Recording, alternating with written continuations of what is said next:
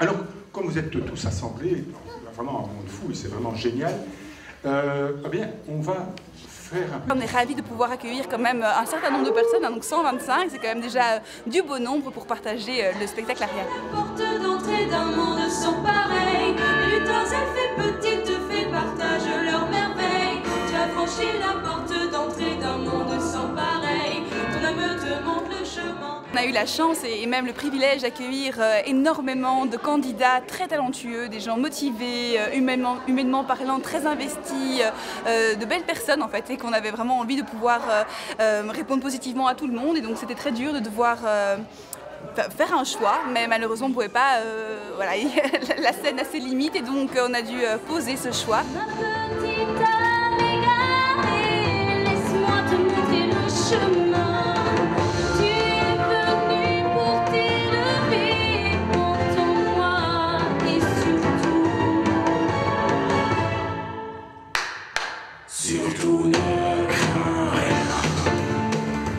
On a été soucieux, enfin, on a fait attention à plusieurs choses. On a essayé de donner la chance aux participants qui n'avaient pas été retenus pour le projet Lune Bleue. Ne tombe pas, Manu. Elles seront nos symboles.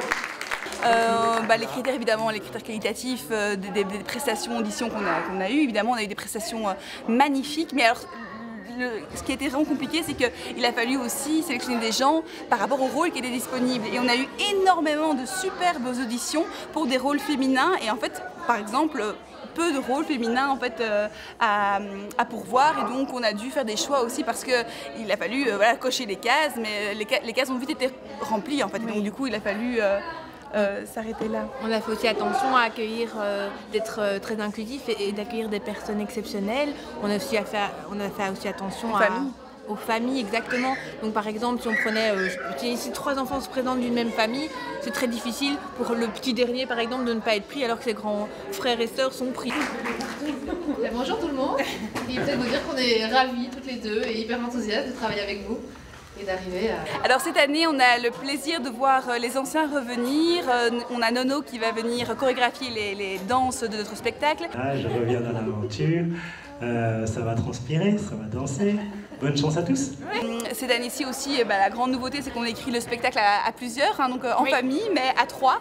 Donc papa n'est plus le seul à écrire, mais donc Nathalie et moi, nous joignons notre plume au scénario. C'est super chouette parce qu'on va être une équipe de metteurs en scène, c'est aussi nouveau. Donc ça, c'est super agréable de commencer ce travail-là aussi.